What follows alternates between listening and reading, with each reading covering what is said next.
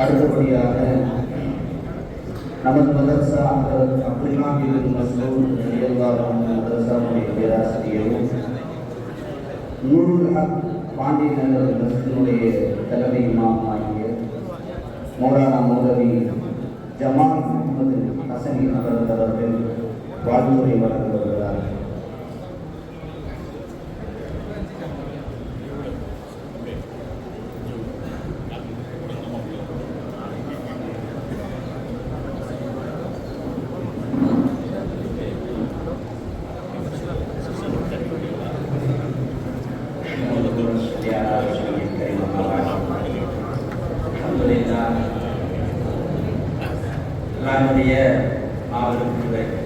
அல்லாஹ் தஆலா ஒரு உன்னதமான நிகழ்வுல நம்மை அல்லாஹ் தஆலா ஒரு சேர்த்து எந்த வயசுல வேணாலும் கற்றுக்கொள்ளலாம் அப்படிங்கிற சொன்னார். வயதானவர்கள் போய் மதரசாக்கள்ல பெரிய பெரிய இமாம்களுடைய பாடசாலைகள்ல போய் இணைவார்கள். அங்க போய் மார்க்க கல்வியை கற்றுக்கொள்வாங்க. யாரும் அதை வித்தியாசமா பார்த்ததில்லை. 60 வயதுல மார்க்க கல்வியை கற்றுக்கொள்வதற்காக போயிருக்காங்க. இமாம்களுடைய பாடசாலைகள்ல அமர்ந்து இருக்காங்க. அது பெரிதாக தெரிஞ்சதில்லை. இப்ப முன்னாள் பேசி சென்ற ஆசிரியர் சொல்லி காமிச்சாங்க, நாங்கள் ஆசிரியர் எங்களுக்கு வயசு கம்மி, மாணவர்களுக்கு வயது கூட இருந்தது. இது இன்னைக்கு நமக்கு புதிதாக தெரியுது. அது எப்படி ஆரம்பகால இமாம்களுடைய வாழ்க்கையை பார்க்கிறோம். இதே சூழ்நிலை இருந்துச்சு. இமாம் ஷாஃபி ரஹ்மத்துல்லாஹி அலைஹி அவங்க 13 வயசுல ஹதீஸ் கலையை நடத்துவதற்காக ஆசிரியராக உட்கார்ந்தாங்க. அவர்களை விட வயதுல மூத்த பெரும் பெரும் மார்க்க அறிஞர்கள் இமாம் அவர்களிட மார்க்க கல்வியை கற்றுக்கொள்வதற்காக உட்கார்ந்திருக்கிறாங்க. இமாம் அவர்கள் வயது கம்மி, 13 வயசு, பாடம் நடத்தி கொண்டு இருக்கிறாங்க. ஒரு நாள் பாடம் நடத்திட்டு இருக்கும் போது பாடசாலையில ஒரு சின்ன குருவி ஒன்று வந்து உட்கார்ந்து, இமாம் அவர்கள் பாடம் நடத்திக்கிட்டு இருக்காங்க. பெரிய பெரிய வயதுடையவர்கள் எல்லாம் மாணவர்களா உட்கார்ந்து படிச்சுக்கிட்டு இருக்காங்க. இந்த குருவியை பார்த்தோம்னா அந்த 13 வயசு பையனுக்கு அந்த குருவியை பிடிக்கணும்னு ஒரு ஆசை வந்துருச்சு. கலவா கட்டி இருந்தாங்க. இமாம் ஷாஃபி ரஹ்மத்துல்லாஹி கலவா கட்டி இருந்தாங்க. குருவியை பார்த்துக்கிட்டே பாடம் நடத்திக்கிட்டு இருக்காங்க. டக்குன்னு அந்த குருவியை அசல்றத பார்க்குறாங்க. கலவா ஒரு கலந்துட்டாங்க, குருவி மேல போட்டுறாங்க, குருவியை முடிச்சுட்டாங்க. ஒரே சந்தோஷம். பாடம் நடத்திக்கிட்டு இருக்காங்க. வயசு கம்மி, பெரும் பெரும் மாணவர்கள் உட்கார்ந்து இருக்காங்க. குருவியை பார்த்தாங்க, அந்த குருவியை பிடிச்சிருக்காங்க. ஒரு சிறு பையன். மாணவர்கள் ஆச்சரியமா பார்க்குறாங்க, என்ன ஆசிரியர் சொல்லிட்டாரு, இது சாதாரண செயல்பாடாச்சு. இப்போ சொன்னாங்க, இமாம் ஷாஃபி ரஹ்மத்துல்லாஹி அந்த பார்வையை வழங்கி இந்த சிறுவர் தான், ஆனால் மாணவருடைய அந்த பார்வையை பார்த்துட்டாங்க, நம்மளை வித்தியாசமா பார்த்ததை கணிச்சாங்க. சரியான ஒரு பதில் சொன்னாங்க, அஸ்ஸபியு ஸபியுன் வலவ் கான இப்ன நபியின். சின்ன பையன் தான், அவன் நபியோட மகனா இருந்தாலும் சரி. நான் இன்னைக்கு ஆசிரியராக இருக்கேன்னா உங்களுக்கு தெரியாத ஒரு விஷயத்தை தெரிஞ்சுக்கிறேன், நான் பாடம் நடத்திட்டு இருக்கேன். நான் நபியோட மகனா இருந்தா கூட சின்ன பையனா தான், சின்ன வயசுல இருக்கக்கூடிய எல்லா தேட்டமும் ஆசையும் இருக்கும். நான் செஞ்சது ஒன்றும் தப்பு இல்லை. எல்லா மாணவர்களும் இதை கேட்டு அப்படியே இருக்காங்க. அவங்களுடைய ஆச்சரியம் என்ன அடங்கிடுச்சு.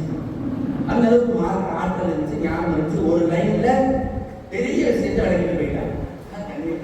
அப்படிப்பட்ட ஒரு சூழ்நிலை இருந்துச்சு.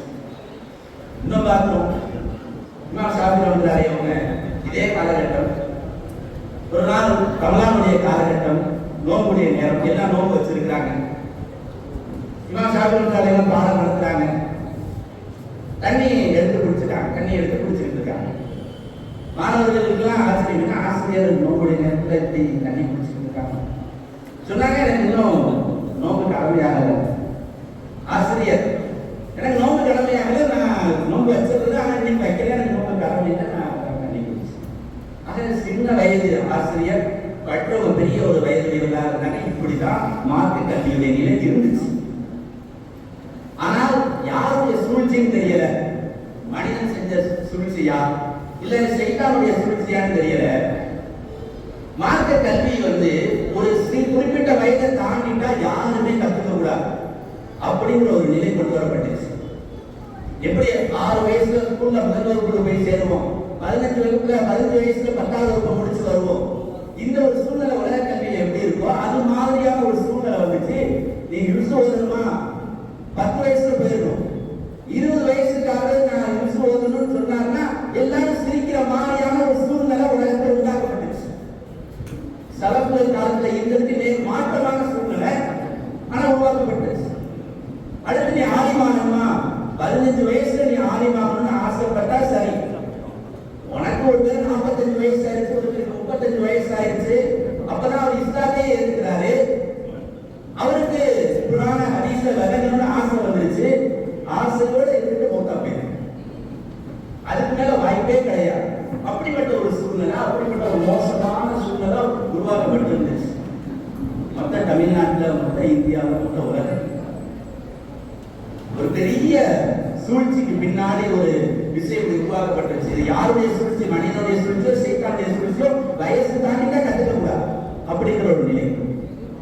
ஆனால் அந்த பெரிய ஒரு விஷயத்தை முறியடிச்சு சலஃபுகள் காலத்துல, சஹாபாக்கள் காலத்துல, தாபியீன்களுடைய காலத்துல, தபா தாபியீனுடைய காலத்துல, இமாம்களுடைய காலத்துல மார்க்க கல்விக்கு வயசு நிர்ணயம் இல்லை. அதே சூழ்நிலைய 2024 மீண்டும் உருவாக்கப்பட்டிருக்க அல்லாஹ்வுடைய பெரிய கிருபையினால அந்த சூழ்ச்சி முறியடிக்கப்பட்டிருக்கு. அதனுடைய சாட்சியாளர்கள் இவர்கள். அதனுடைய சாட்சியாளர்கள் இவர்கள் ஆரம்பிக்கும் பொழுது பலருடைய சிந்தனை, இவங்க படிக்க வந்திருக்காங்களே, இவருக்கு கடை இருக்கு, இவருக்கு குடும்பம் இருக்கு, இவருக்கு குழந்தைகள் இருக்கு, இவங்க படிச்சிருவாங்களா, இவங்களால முடிக்க முடியுமா, 5 வருஷம் முடிக்கணுமே, 5 வருஷம் ஓதணுமே, முடியுமா, பெரிய சந்தேகம். ஆனால் அது எல்லாம் முறியடிக்கப்பட்டு அந்த சந்தேகம் கவிழ்மொழியாக ஆகி இன்னைக்கு அல்லாஹ்வுடைய கிருபையில பெரிய அல்லாஹ்வுடைய உதவிக்கு பின்னாடி இன்னைக்கு அல்ஹம்துலில்லாஹ் சனது வாங்குறதுக்காக நமக்கு முன்னால் அமர்ந்திருக்கிறார். அல்லாஹ் தஆலா அவருடைய இந்த கல்வி காலத்தில் செய்த அந்த தியாகங்கள் எல்லா அனைத்தையும் முழுமையாக கவனம் செய்து அவருடைய எதிர்காலம் தீனுக்கு சாதகமானதாகவும் முழு உலகத்திலே போய் தீனை எட்டி வைக்கக்கூடிய உன்னத ஆளுங்களாக, முன்மாதிரியான ஆளுங்களாக ஆக்குவானாக என துஆ செய்தவனாக என்று வாழ்த்துரை நிறைவு செய்கிறேன். அஸ்ஸலாமு அலைக்கும் வரஹ்மத்துல்லாஹி வபரகாத்துஹு.